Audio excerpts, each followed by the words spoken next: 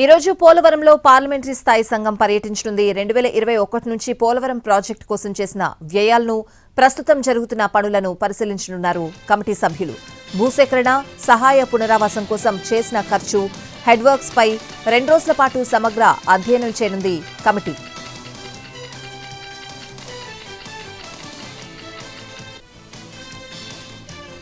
ఇవాళ కర్నూలుకు వెళ్లనున్నారు deputy CM Pavan Kalyan. Pinnapuram green co ప్రాజెక్టును పరిశీలించనున్నారాయన.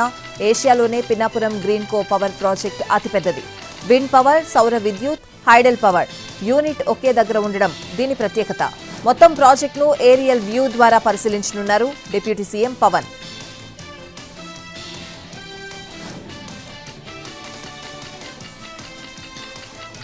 ఈ రోజు కడప జిల్లాకు పులివెందులకు వెళ్లనున్నారు వైఎస్ జగన్. సమీప బంధువు అభిషేక్ రెడ్డి అంత్యక్రియల్లో పాల్గొననున్నారాయన.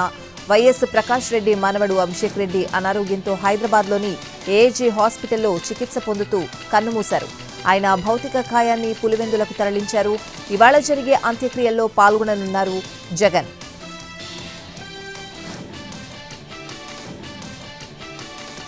రైతు భరోసా, ఇందిరమ్మ ఆత్మీయ భరోసాపై కలెక్టర్లకు సీఎం రేవంత్ రెడ్డి కీలక సూచనలు చేశారు. రైతు పంట వేసినా వేయకున్నా వ్యవసాయ యోగ్యమైన ప్రతి ఎకరం భూమికి రైతు భరోసా ఇవ్వాలని సూచించారు. లబ్ధిదారుల ఎంపికలో మండలంలోని ఎంఆర్ఓ, ఏఈఓ భాగస్వాములుగా ఉండాలని అన్నారు. వ్యవసాయ యోగ్యం కాని భూములకు మాత్రం రైతు భరోసా ఎట్టి పరిస్థితుల్లోనూ ఇవ్వకూడదని అన్నారు. అలాంటి భూములను గుర్తించి రైతు భరోసా నుంచి మినహాయించాలని అన్నారు సీఎం. ఇందిరమ్మ ఇళ్ల లబ్ధిదారుల ఎంపిక అత్యంత పారదర్శకంగా జరగాలని అన్నారు సీఎం రేవంత్. కొంతమంది కలెక్టర్లు అసలు ఫీల్డ్ విజిట్ చేయడం లేదని అన్నారు.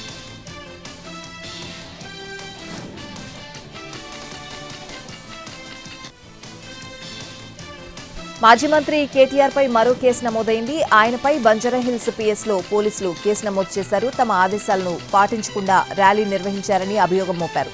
అయితే ఏసీబీ ఆఫీస్ నుంచి బయటకు వచ్చిన తర్వాత మాజీ మంత్రి కేటీఆర్ ర్యాలీగా పార్టీ ఆఫీస్కు వెళ్లారు. అనధికారికంగా ర్యాలీ నిర్వహించారంటూ పోలీసులు కేసు పెట్టారు. ఈ ర్యాలీ వల్ల భారీగా ట్రాఫిక్ జామ్ అయిందని పేర్కొన్నారు.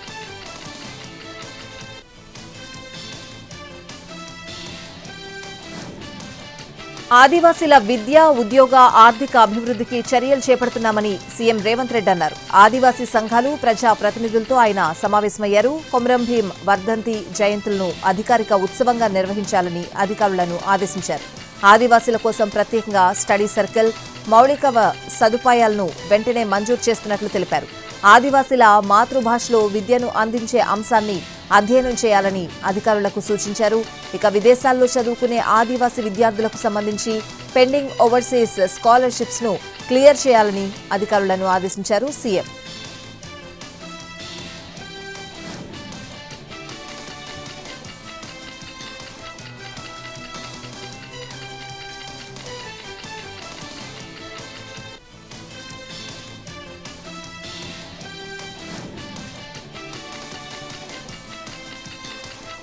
తిరుపతి తొక్కిస్లాట ఘటనలో దురదృష్టకరమని, ఇలాంటి ఘటనలు పునరావృతం కాకుండా చూస్తామని అన్నారు టీటీడీ చైర్మన్. ఏర్పాట్లలో పొరపాట్లు చేసిన వారిని ఉపేక్షించేది లేదన్నారు. ఈ ఘటనలో మృతి చెందిన 6గురికి 25 లక్షల చొప్పున ఎక్స్గ్రేషియా ఇవ్వాలని టీటీడీ పాలక మండలి నిర్ణయించిందని చెప్పారు. అలాగే తీవ్రంగా గాయపడిన 2కి 5 లక్షల చొప్పున, గాయపడిన భక్తులకు 2 లక్షల చొప్పున ఎక్స్గ్రేషియా అందిస్తామన్నారు. ఈ రోజు నుంచి బాధిత కుటుంబాలకు చెక్కులు ఇస్తామని ప్రకటించారు. మృతి చెందిన వారి కుటుంబాల్లో విద్యార్థులుంటే వారికి ఉచితంగా విద్య అందించడంతో పాటు వారి కుటుంబంలోని వారిలో ఒకరికి కాంట్రాక్ట్ ఉద్యోగం కల్పిస్తామన్నారు TTD chairman.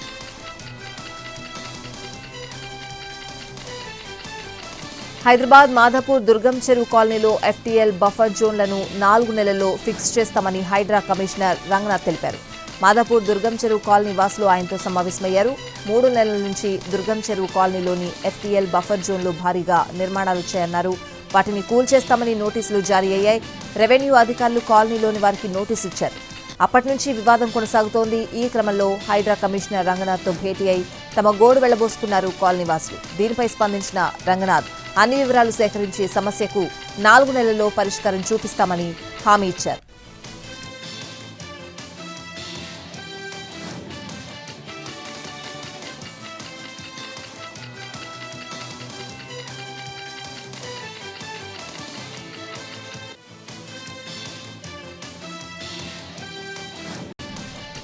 Hyderabad Panjagutta police స్టేషన్లో నమోదైన ఫోన్ ట్యాపింగ్ కేసుపై హైకోర్టులో విచారణ జరిగింది.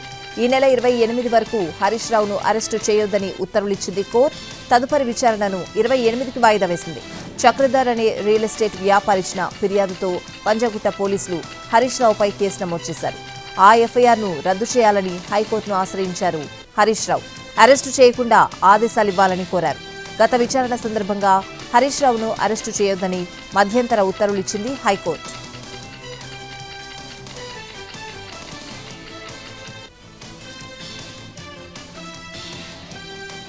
తెలంగాణలో 3 ఎమ్మెల్సీ స్థానాలకు బీజేపీ అభ్యర్థులను ప్రకటించింది. నిజామాబాద్, ఆదిలాబాద్, కరీంనగర్, మెదక్ పట్టభద్రుల ఎమ్మెల్సీ స్థానానికి అంజిరెడ్డిని ఖరారు చేసింది. అలాగే వరంగల్, ఆదిలాబాద్, కరీంనగర్, మెదక్ టీచర్ ఎమ్మెల్సీ స్థానానికి కొమరయ్యను అభ్యర్థిగా బరిలోకి దింపింది. ఇక నల్గొండ, ఖమ్మం, వరంగల్ టీచర్ ఎమ్మెల్సీ స్థానానికి సరోత్తం రెడ్డిని ఖరారు చేసింది కమలం పార్టీ.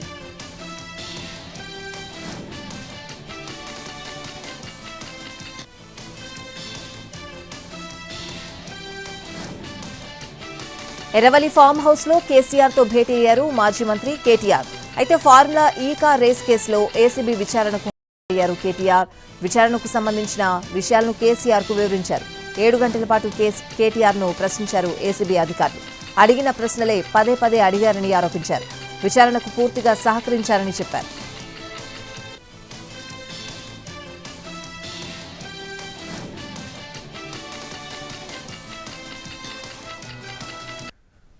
మైనర్ బాలికపై లైంగిక దాడి కేసులో విశాఖ కోర్టు తీర్పు వెలువరించింది. ఈ కేసులో social media influencer fun bucket Bhargav కు పోక్సో చట్టం కింద 20 ఏళ్ల కఠిన కారాగార శిక్ష విధిస్తూ కోర్టు తీర్పు చెప్పింది.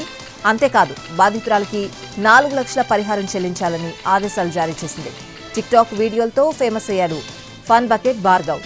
వీడియోలు చేసే క్రమంలో 14 ఏళ్ల మైనర్ బాలికను బెదిరించి గర్భవతిని చేశాడు. దీంతో బాలిక ఫిర్యాదుతో కేసు నమోదైంది. ఈ కేసులో ఇప్పుడు ఫన్ బకెట్ భార్గవ్ కు శిక్ష ఖరారైంది.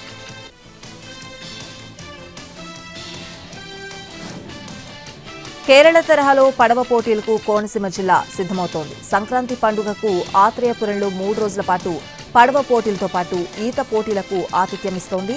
ఈ రోజు నుంచి 3 రోజుల పాటు పడవ, ఈత పోటీలు నిర్వహించాలని ప్లాన్ చేశారు. ఇలా పోటీలు పెట్టడంతో ఈ ప్రాంతం పర్యాటకంగా కూడా అభివృద్ధి చెందుతుందని ఆశాభావం వ్యక్తం చేశారు స్థానికులు.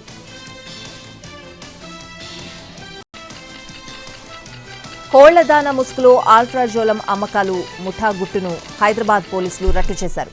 ప్రధాన నిందితుడు సహా 2ని అరెస్ట్ చేశారు.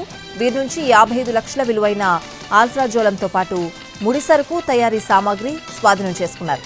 ప్రకాశం జిల్లా కేంద్రంగా ఈ వ్యాపారం సాగుతోందన్నారు. ఉత్పత్తులను హైదరాబాద్ పరిసర ప్రాంతాల్లో విక్రయిస్తున్నట్లు పోలీసులు తెలిపారు.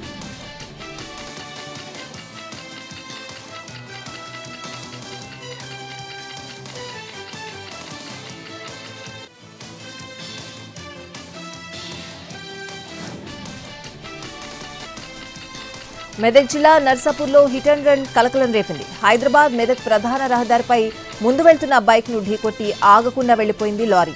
ఈ ఘటనలో బైక్ పై ఉన్న 2 వ్యక్తులు అక్కడికక్కడే మృతి చెందారు. కిలోమీటర్ దూరం వెంబడించి లారీ డ్రైవర్ను పోలీసులు పట్టుకున్నారు. మృతులు అల్లిపూర్ గ్రామానికి చెందిన దుర్గాప్రసాద్, నాగరాజుగా గుర్తించారు.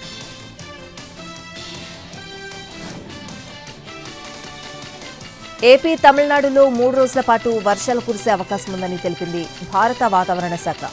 బంగాళాఖాతంలో ఉపరితల ఆవర్తనం ప్రభావంతో ఆది, సోమ, మంగళవారాల్లో తేలికపాటి నుంచి ఓ మోస్తరు వానలు పడొచ్చని చెప్పింది. ఏపీలోని దక్షిణ కోస్తా, రాయలసీమలోని పలు ప్రాంతాల్లోనూ తేలికపాటి నుంచి ఓ మోస్తరు వానలు పడతాయని చెప్పింది. నెల్లూరు, తిరుపతి, చిత్తూరు, ప్రకాశం, అన్నమయ్య జిల్లాల్లో సైతం వర్షాలు కురొచ్చని పేర్కొంది. ఇక రేపు తమిళనాడు, పుదుచ్చేరిలోని కొన్ని ప్రాంతాల్లో భారీ వర్షాలు కురుస్తాయని అంచనా వేసింది.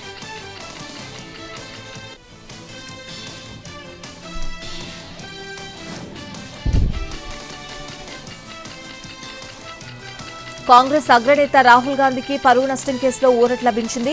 2023 మార్చిలో లండన్లో ఓ కార్యక్రమంలో పాల్గొన్న రాహుల్ గాంధీ వీర్ సావర్కర్ ను ఉద్దేశించి తీవ్ర వ్యాఖ్యలు చేశారు. దీనిపై ఆయన మనవడు సత్యకి సావర్కర్ పూణేలోని కోర్టులో పరువు నష్టం దావా దాఖలు చేశారు. ఈ కేసులో వీడియో కాన్ఫరెన్స్ ద్వారా రాహుల్ గాంధీ హాజరయ్యారు. ఇరుపక్షాల వాదనలు విన్న న్యాయస్థానం రాహుల్ గాంధీకి 25,000 రూపాయల పూచీకత్తు బాండ్ చెల్లించాలని ఆదేశించింది. అంతేకాదు రాహుల్ హజారీ విషయంలో కోర్టు శాశ్వత మినహాయింపు కల్పించింది. తదుపరి విచారణను ఫిబ్రవరి 18కి వాయిదా వేసింది.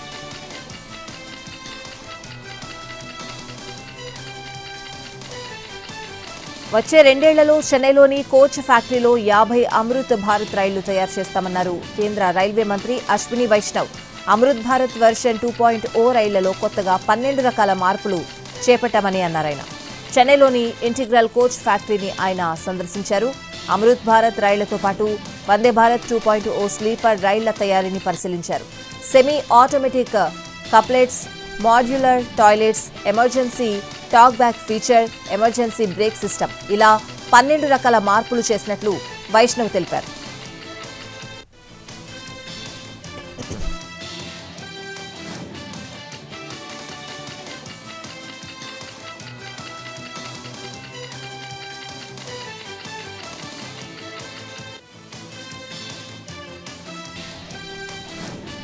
ఎల్ఎన్టీ చైర్మన్ సుబ్రహ్మణ్యన్ చేసిన వ్యాఖ్యలపై బాలీవుడ్ స్టార్ హీరోయిన్ దీపికా పదుకునే కూడా ఫైర్ అయ్యారు.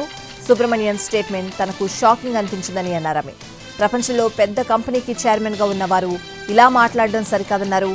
అలా మాట్లాడారంటే వారి మానసిక స్థితి ఏంటో తెలుస్తోందని తెలిపారు.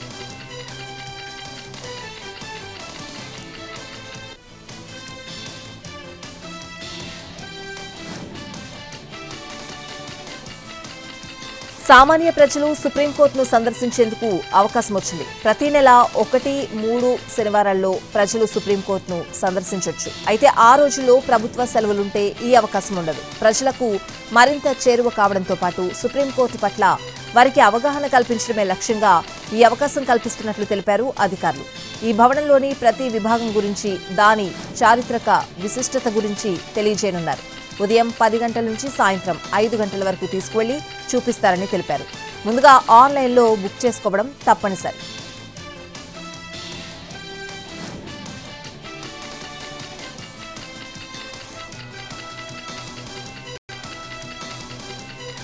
అమెరికా డాలర్తో పోలిస్తే రూపాయి రోజురోజుకు బక్కచిక్కిపోతోంది.